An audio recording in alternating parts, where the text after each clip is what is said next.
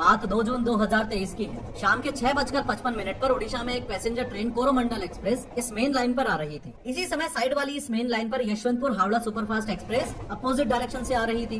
दोनों ही ट्रेन में सब कुछ नॉर्मल था। लोको पायलट्स अपना काम कर रहे थे और यात्रीगण अपनी यात्रा का मजा ले रहे थे। यहाँ 2 लूप लाइन्स भी हैं और इन दोनों ही लूप लाइन्स पर मालगाड़ियाँ खड़ी हुई थी। कोरोमंडल एक्सप्रेस के लोको पायलट को सिग्नल ग्रीन मिला, इसलिए वो अपनी फुल परमिसिबल स्पीड यानी 128 किलोमीटर पर आवर की रफ्तार से आगे बढ़ रहा था। लेकिन इस जगह जहाँ ट्रेन अपनी पटरी बदलती है, जैसे रेलवेज की लैंग्वेज में पॉइंट बोला जाता है, इस जगह कुछ ऐसा हुआ कि कोरोमंडल एक्सप्रेस अपनी पटरी से उतर गई, पलट गई, मालगाड़ी के ऊपर चढ़ गई। कुछ डिब्बे दूसरी मेन लाइन पर भी फेंक गए, जिसकी वजह से साइड से गुजर रही यशवंतपुर हावड़ा सुपरफास्ट एक्सप्रेस के पीछे के 2 डिब्बे इन डिब्बों से टकराए और वो भी डिरेल होकर फेंक गए। हम इस वीडियो में पॉलिटिक्स नहीं पेलेंगे कि रेल मंत्री को इस्तीफा देना चाहिए या नहीं, या राहुल और ममता को इस मुद्दे पर राजनीति करनी चाहिए या नहीं, बल्कि हम इस वीडियो में अपना फोकस इस पटरी बदलने वाली जगह यानी पॉइंट पर रखेंगे। 3D एनिमेशन की मदद से ये समझेंगे कि रेलवेज मिनिस्टर अश्विनी वैष्णव ने जिस इलेक्ट्रॉनिक इंटरलॉकिंग सिस्टम को इस एक्सीडेंट का जिम्मेदार बताया। इलेक्ट्रॉनिक इंटरलॉकिंग की बात है।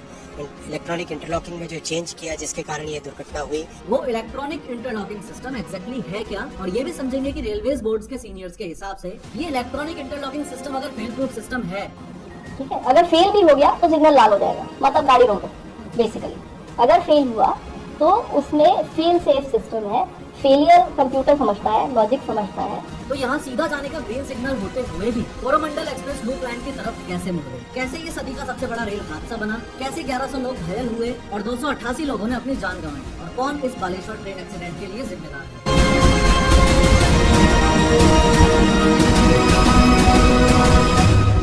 लेकिन हर बार की तरह शुरू से शुरू करते हैं। तो बालासोर में बहुत बड़ा रेल हादसा हुआ है।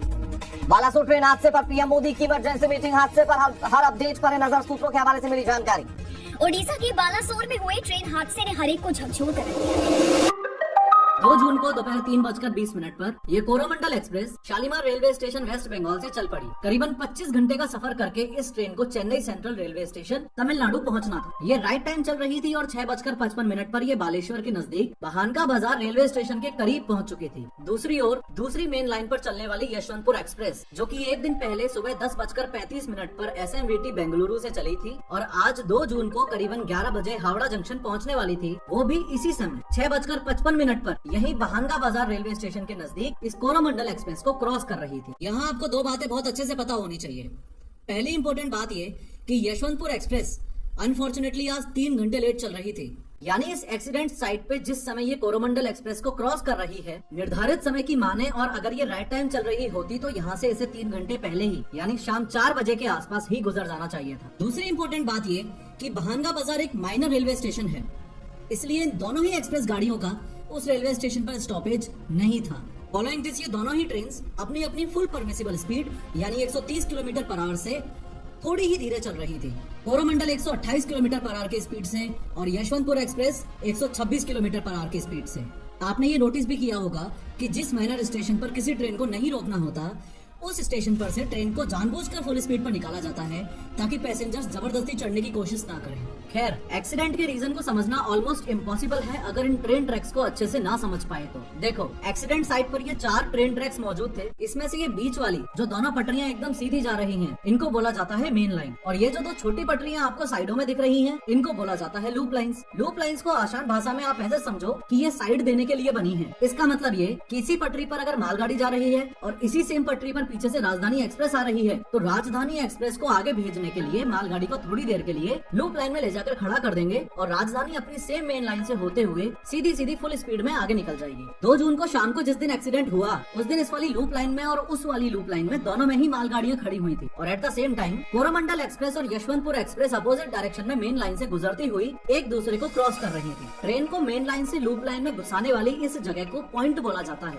आसान भाषा में बताऊं तो ये वो जगह है जहाँ ट्रेन की पटरी बदली जाती है। ये पटरी इस पॉइंट मशीन की मदद से बदली जाती है। इसी चैनल पर इसी वीडियो में मैंने ऑलरेडी डिटेल में बताया हुआ है कि ट्रेन पटरियां कैसे बदलती हैं। इस वीडियो में अच्छे से मैंने आपको ये भी बताया था कि ट्रेन किस पटरी या किस डायरेक्शन में जाएगी ये ट्रेन के ड्राइवर यानी लोको पायलट के हाथ में नहीं होता, बल्कि ये रेलवे स्टेशन या प्लेटफॉर्म पर मौजूद एक ऑफिस से इलेक्ट्रॉनिकली कंट्रोल किया जाता है। लोको पायलट सिग्नल्स को फॉलो करते हुए बस ट्रेन की स्पीड को कंट्रोल करता है। सिमिलरली जिस समय एक्सीडेंट हुआ उस समय इंजन में मौजूद कोरोमंडल एक्सप्रेस के लोको पायलट गुणानिधि मोहंती सिक्योरिटी और assistant loco pilot Hazari Mehra के हाथ में भी ये नहीं था कि वो सीधे जाएंगे या लूप लाइन में घुस जाएंगे जिसमें मालगाड़ी खड़ी थी। इसलिए टेक्निकली इस एक्सीडेंट में इन दोनों की कोई गलती नहीं है और भगवान की कृपा से ये दोनों बच भी गए। अब मुझे पता है आप क्या सोच रहे हो कि इस ट्रिपल ट्रेन एक्सीडेंट में उस बंदे की गलती है जिसने पॉइंट मशीन के थ्रू ट्रेन की पटरी का डायरेक्शन लूप लाइन की तरफ कर दिया। लेकिन ये सब इतना हलवा नहीं है कि किसी इंसान की मर्जी पड़ी और उसने पटरियों का डायरेक्शन चेंज कर दिया। इसी जगह आपको इलेक्ट्रॉनिक इंटरलॉकिंग सिस्टम को ध्यान से समझने की जरूरत है।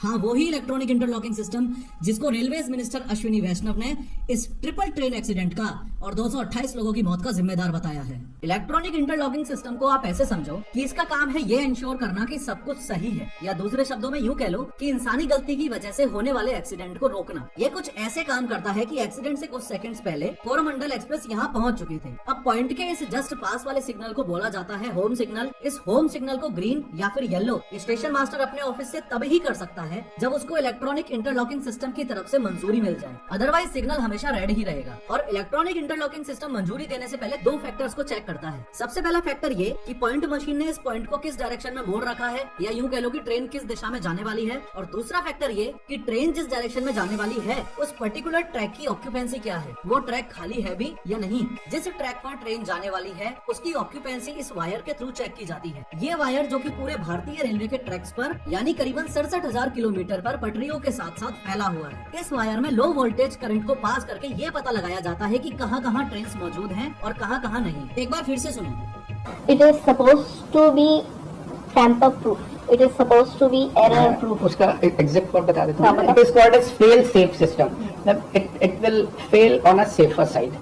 इस वीडियो में रेलवे बोर्ड मेंबर्स ने जिस fail safe electronic interlocking system की बात की है उसका मीनिंग ये है कि अगर पॉइंट मशीन ने पटरी इस तरीके से सेट कर रखी है कि ट्रेन मेन लाइन पर जाएगी, लेकिन यहाँ अगर ऑलरेडी ट्रैक्स ऑक्यूपाइड हैं, जैसे कोई लोको या इंजन खड़ा है, अरे लोको छोड़ो, अगर एक लोहे की रॉड भी दोनों पटरियों पर पड़ी है तो भी ये होम सिग्नल रेड हो जाएगा। टेक्निकली ये सिस्टम इतना ज्यादा सेफ है। होम सिग्नल रेड इसलिए हो जाएगा क्योंकि इस इलेक्ट्रॉनिक ट्रैक सर्किट का लॉजिक सेटिस्फाई नहीं हुआ। लॉजिक क्या? लॉजिक ये कि पॉइंट मशीन ने ट्रेन की पटरियों को जो दिशा दे रखी थी वो पटरियां खाली होनी चाहिए, वरना रेड सिग्नल यानी रुक जाओ। अब ओडिशा में ट्रिपल ट्रेन एक्सीडेंट के दौरान कोरोमंडल एक्सप्रेस के साथ एग्जैक्टली क्या हुआ वो ध्यान से समझो। Railway board member Jaya Verma Sinha के अनुसार एक्सीडेंट के बाद बेहोश होने से पहले ड्राइवर ने उन्हें ये बोला था कि सिग्नल ग्रीन था। वहाँ से हम लोगों ने जो ड्राइवर था कोरोमंडल का उससे बात की, उससे पर्सनली बात की।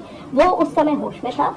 उसने बताया कि उसको सिग्नल ग्रीन मिला है। उसके अलावा प्रिलिमिनरी इंक्वायरी की रिपोर्ट्स में और एक्सीडेंट के बाद 2 रेलवे ऑफिसर्स की लीक हुई ऑडियो रिकॉर्डिंग के अनुसार उस समय सब कुछ सारा कुछ क्लियर नहीं था। जो ग्राउंड से जो मिला था उसी के आधार पे सिम्स में अपलोड किया गया था। तो अभी फाइनली क्या निकल के आ रहा है? Point was wrongly settled sir. Point was set towards your loop line, but signal was through for main line. ऐसा कैसे हो सकता है? एसएनटी वाला अगर कुछ मैनिपुलेट करेंगे तो हो सकता है।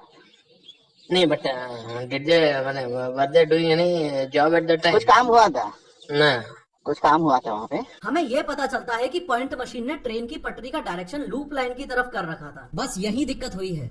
इलेक्ट्रॉनिक इंटरलॉकिंग सिस्टम के हिसाब से ये असंभव है जब तक इलेक्ट्रॉनिक इंटरलॉकिंग सिस्टम के साथ में छेड़छाड़ ना की जाए। और रेलवेज मिनिस्टर अश्विनी वैष्णव जी ने यही बोला था। इम्पॉसिबल इसलिए है क्योंकि कोरोमंडल एक्सप्रेस के केस में भी इलेक्ट्रॉनिक इंटरलॉकिंग सिस्टम के लॉजिक्स कुछ इस तरीके से डिसाइडेड थे कि पहले पॉइंट मशीन के द्वारा सेट किया गया ट्रेन की पटरी का डायरेक्शन चेक किया जाए जो कि लूप लाइन की तरफ था, और लूप लाइन की ऑक्यूपेंसी चेक की जाए। और ऑक्यूपेंसी चेक करने पर मैं आपको बता चुका हूँ कि यहाँ पर मालगाड़ी खड़ी हुई थी, तो इस होम सिग्नल को रेड होना चाहिए था, लेकिन ड्राइवर के हिसाब से होम सिग्नल तो ग्रीन था। तो 100 बात की एक बात ये निकल के आती है कि इलेक्ट्रॉनिक ड्राइवर ने कहा कि जब एक्सीडेंट हुआ तो 10-15 आदमी मेरा बदन के ऊपर पूरा आके गिर गया, मेरा हाथ में लगा इधर। और जब मैं ट्रेन बोगी से निकला तब देखा किसी का पैर नहीं है, किसी का हाथ नहीं है, ऐसा ही किसी का थोपड़ा बिगड़ गया है। कई लोग ये दावा लगा रहे कि कवच सिस्टम का क्या हुआ, जिसको इंडियन सरकार ने धूमधाम से लॉन्च किया था। कवच सिस्टम उन दोनों ट्रेन में नहीं था जो इस एक्सीडेंट में इन्वॉल्व थी। रेलवे मिनिस्टर ने तो ये तक कहा कि अगर वो सिस्टम इंस्टॉल भी होता तो वो इस एक्सीडेंट को नहीं रोक सकता था। क्यों?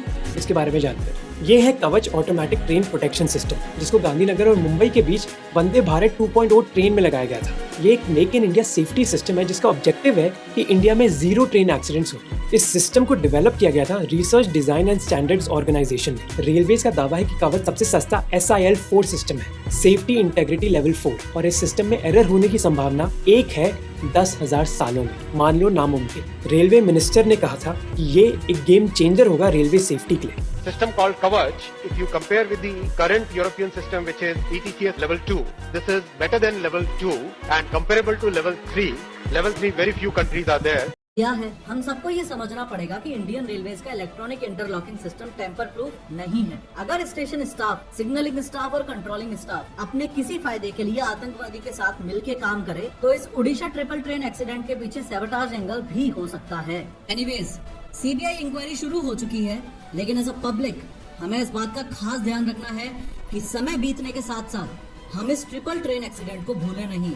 माना कि एक्सीडेंट साइट पूरी तरह से नष्ट हो चुकी है, इसलिए इन्वेस्टिगेशन में थोड़ा सा टाइम लग सकता है, लेकिन एक दिन सरकार को प्रेस कॉन्फ्रेंस करके ये जवाब देना ही पड़ेगा कि इस ट्रिपल ट्रेन एक्सीडेंट के पीछे किसका हाथ था। और मोस्ट इम्पोर्टेंटली, ऐसा एक्सीडेंट दोबारा ना हो उसके लिए गवर्नमेंट ने और इंडियन रेलवेज ने क्या स्टेप्स लिए। अगर इन क्वेश्चंस के आंसर्स नहीं मिलते हैं तो इंडियन रेलवे सेफ नहीं है। 2 जून को कोरोमंडल एक्सप्रेस की बारी थी, क्या पता अगली ट्रेन अपनी हो।